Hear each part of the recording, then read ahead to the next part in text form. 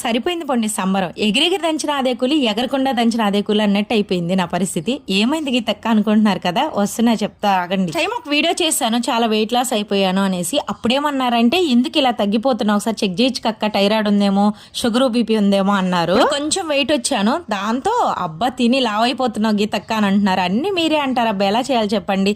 అయితే రీసెంట్ గా మా చిన్నోడు బర్త్డే సందర్భంగా మేము బాబీక్యూకి వెళ్ళాం కదా, అక్కడ ఫుడ్ ఐటమ్స్ ఉన్నాయండి.